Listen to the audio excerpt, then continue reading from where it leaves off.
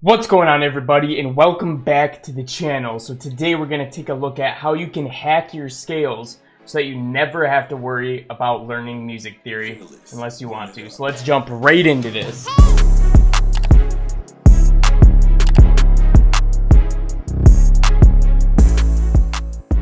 Alright guys, this is going to be a simple tutorial, but I got a couple people asking me about it, so we got to go over this. So in my new drum kit, I have scale MIDIs. In this scale folder right here, we have all the different MIDIs of all these different scales. So what you're going to do is you're going to find what scale you want your beat to be in or your song to be in. Let's say it's a major. Then you have your choices here. Okay, you have all of the notes in that scale. So let's say we're going to go with the B major. If we wanted to use this scale to start creating our melodies, what we're going to do is actually grab this and drag it right here. We're going to drag it right onto the instrument that we're going to be using it with. But when we open it up, it looks like that. So you're like, what the hell, right? That's not going to work for us. So what we got to do is highlight everything, press Control A, or Command A if you're on Mac. And then you're just going to press the backwards arrow until we're out of bounds. Boom. We are now out of bounds. None of these notes are going to be played. So what you can do then is you can go over here until you find this little magnifier, hold it, and move your mouse to the right, and it's going to let you zoom in. Now, when you start making your melodies, you can make sure that all the notes you're using are in the right scale. So you have these little guide notes here as you're making your melodies. This is the best way to do it that I've found. There is one other way to do it I want to show you right now. Boom. So let's go ahead and delete this MIDI. We're going to drag it in again.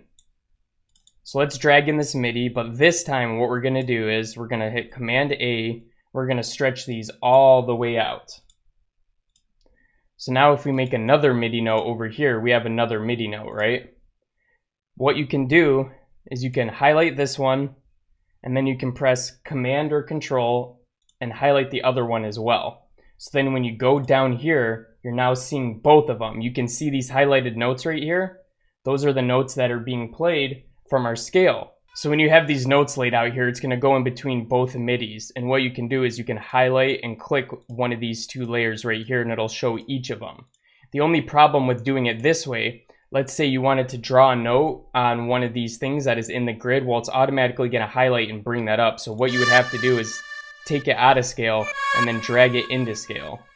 And you see how it's jittery and annoying? So this is why I don't do it this way. I do it the first way that I showed you, but I also wanted to show you this just in case it works for you or you think it's better. Boom! Alright guys, and that is literally it. You just got to drag the scale MIDIs in, move them to the side, and then you have your guide notes and you know exactly what notes you can play that are going to fit in the scale perfectly. So this is how you hack your scale so that you don't need to know music theory. And stay tuned for Ableton 11 because we're not even going to need these MIDIs anymore. It's going to do it for us automatically.